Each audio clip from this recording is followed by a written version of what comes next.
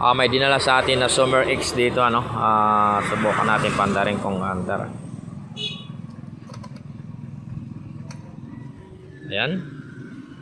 Goods naman, may kuryente na lumalabas sa dashboard. Bali yung push button, wala.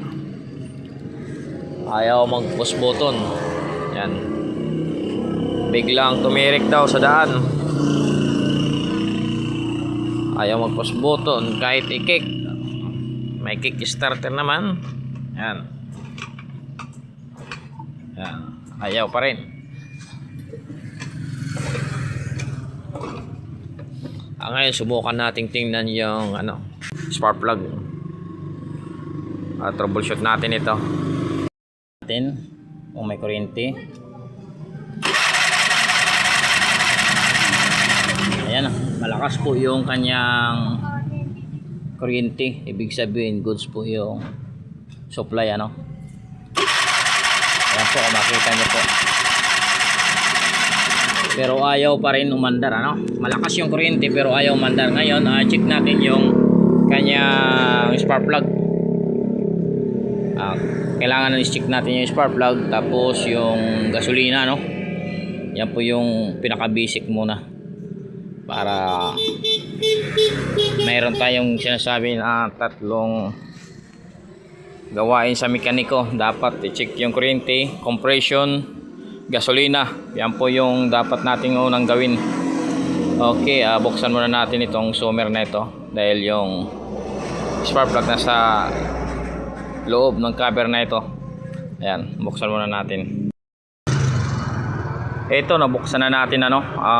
Ito muna yung unahin natin. Linisan muna natin yung kanyang tangke, ano. Ayan, dahil kinalawang na. Ayan, no. Siguro ko matagal na itong hindi nabuksan at nalinisan. Ayan, kung makita nyo, grabe, napakadumi. Sigurado ako yung filter nito is madumi na, kaya buksan natin. Bago natin buksan, bago natin kunin yung filter, linisan mo yung sa sa itaas dahil madumi po yung puro buhangin.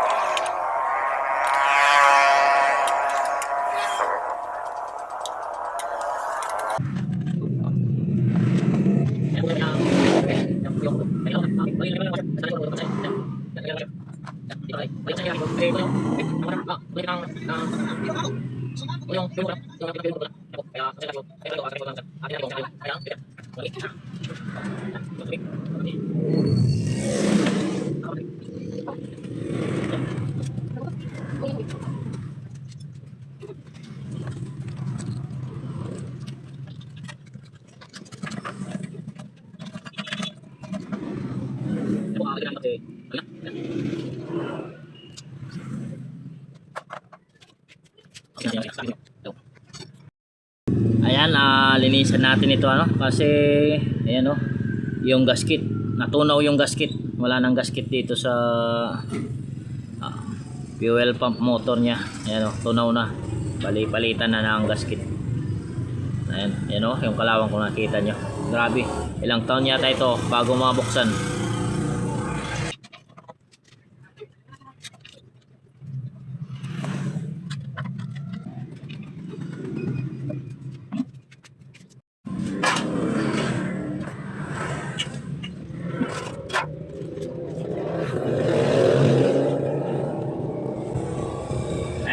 Linisan muna natin ito kasi madumi na, no.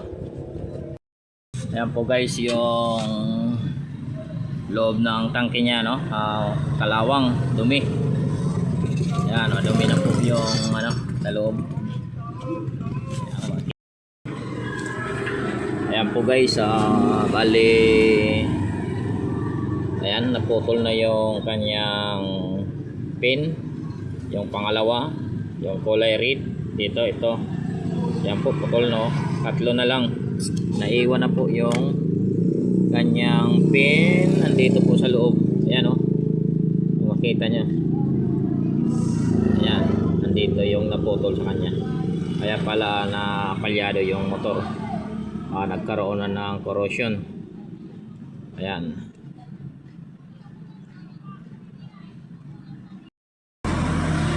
Ano po guys, ito po yung nangyari sa kanya, no? Bali, ayan, kung makita nyo, tatlo na lang yung pin. Naputol na. Ito po yung pin niya. Ayan po yung pin. Naiwan. Ayan po. Ito po yung positive supply. Yan po yung positive supply na naputol, kaya pala na palyado ang motor. Ito yung kulay. Yan. Anong kulay ito? Yan. Ito po yung kulay red na galing sa motor. Yan. Kulay red po yan. Galing sa motor. Pangalawa. Yung pangalawa na yan. Ito po yan. Yan. Naputol po yung kanyang supply, kaya minsan umaandar, minsan hindi umaandar. Mahirap andarin.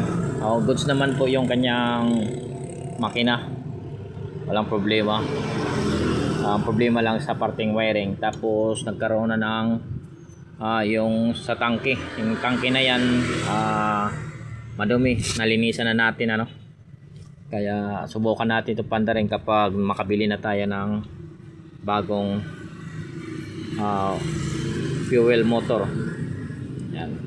Kasi nasira na, hindi na pwede mahinang, nasa loob kasi. Ayan, kung may pang replace tayo na kahit ganito lang, pwede natin ito palitan. Kahit yung ano lang, itong pinaka casing, kasi yung motor nito goods pa yung motor, pwede pang gamitin, ano. Ang problema niya lang is yung kanyang pin, dahil naputol na. Ayan, wala na. Tapos dito malapit na rin maputol kasi kinakalawang na. Ayan, o.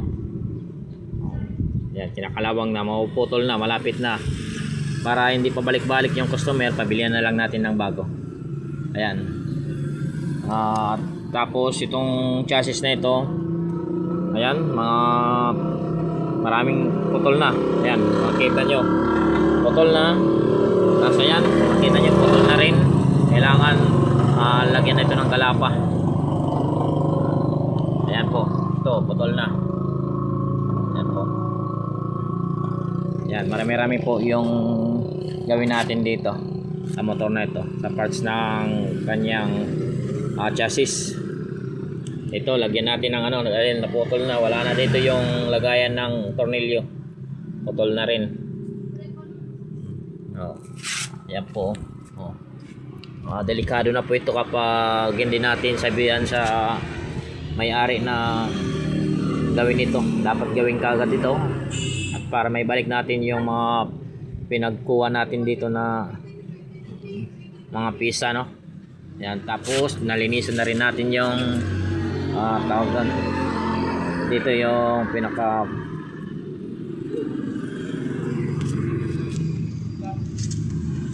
yung body throttle. Ayan, nalinisan natin. Goods naman yung kanyang fuel, yung FI. Goods naman, walang problema yung FI na to. Ayan, tapos yung nasa filter nya, goods naman yung filter, walang problema kasi bago din. Yung gasolina, maganda naman yung takbo. Ibig sabihin goods po yung wiring, kasi yung mandar na ito kaso papatay-patay lang. Yun lang ang problema nya, minsan na malya. Tapos check na lang natin yung kanyang TPS, dahil yung TPS nung chinik ko ng ano sa tester, nagkaroon na rin ng short circuit. May konting diferensya na. Papalitan na rin natin yung kanyang TPS. Ito po yung kanyang TPS, ano. Bali ito, tinis ko na rin ito, itong TPS na ito. Bali palitan rin natin to para hindi pa balik-balik yung customer. Ayan, dahil may sira na po ito, dahil na-test ko ito. Palyado pa rin yung motor. Sinubukan ko ito, manual, walang resistant na lumalabas. Ayan. dapat na titis po natin kahit resistant mayroon. Yung tatlong wire dapat may resistant itong gitna, galing gitna, dahil yung dalawa is voltage po yan. Kapag nagpihit po tayo ng throttle, ayan, pinipihit natin, kailangan may lumalabas na voltage galing dito or resistance. Ayan, ganyan po yung sa TPS ng Sommer X. Ayan, abang-abangan nyo lang. Bali, panda rin natin ito kapag makabili na tayo ng piece, ano. Okay.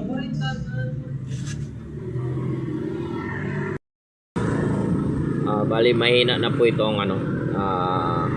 Yung resistance niya reading is mababa na. Ayan.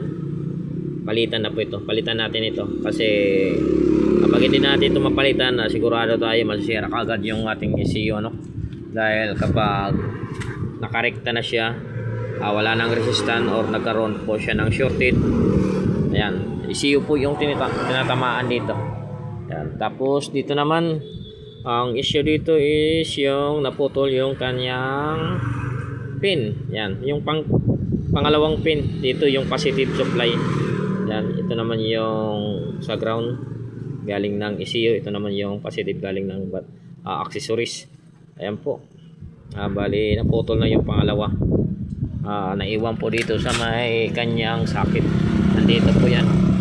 Yan, makikita nyo, ayan, oh. Ayan, ito. Ayan po yung pin, ano, naiwan na. Ayan, oh, ito.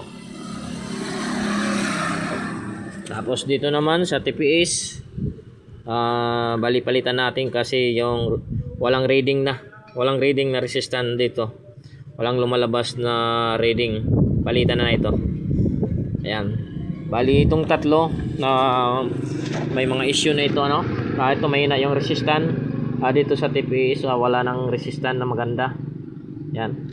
Tapos ito palitan na natin dahil malapit nang maputol yung kanyang, yan, yung float dito, malapit nang maputol. Tapos putol din yung kanyang pin, ano. Goods pa yung motor nito, pwede pang gamitin. Ayan. Tapos dito sa kabila, ito kung makita nyo, yan po, dati na pala itong pinagawa, no. Ito kung makita nyo, ayan po, ayan, pinagdugtungan na ng karayom. Ito sa may, ito po yung nagkakaroon ng lights, indicator light ng kanyang sa OT sensor, yung oil temperature sensor. Yan po yung nagkakaroon ng ano, sinyalis doon sa may dashboard. Ayan po. Madami po yung dapat. Ayan, bali, yan po yung palitan natin. Ito po yung palitan, ano, palitan natin ito. Yung socket dito.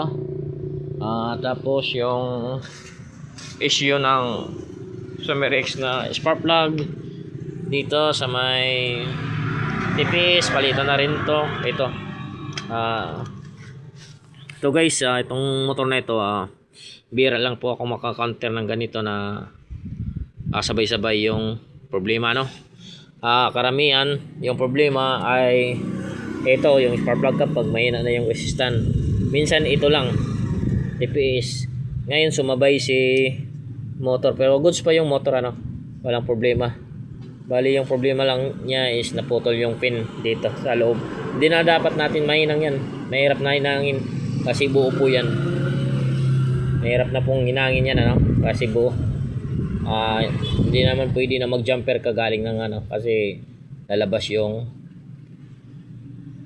fuel, ano, yung gasolina, kasi naka-sealed po yan. Palitan na lang natin ito po kasi sira na rin yung kanyang float. Ayan, oh, mapuputol na, kinalawang, oh, tingnan nyo yan, mapuputol na, malapit na maputol.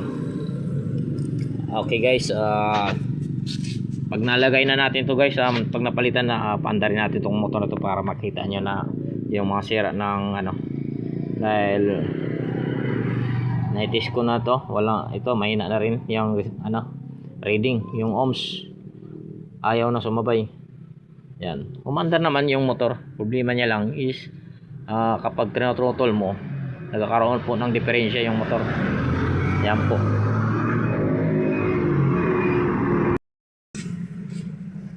Ayan, subukan nating pandarin yung Summer X. Ito na, tapos na natin, ibalik na natin yung bearings, ano? Ayan, subukan natin i-start. Ayan, umandar kagad yung Summer X natin, ano?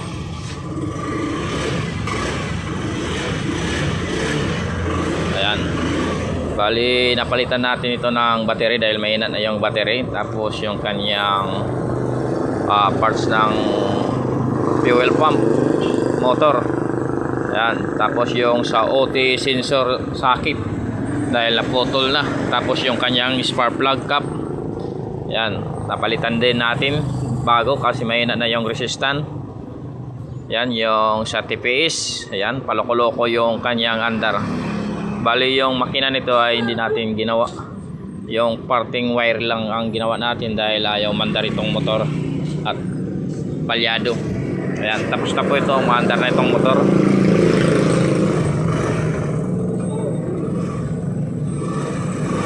Ayan po. Pwede na natin itong i-ride at balik sa may-ari.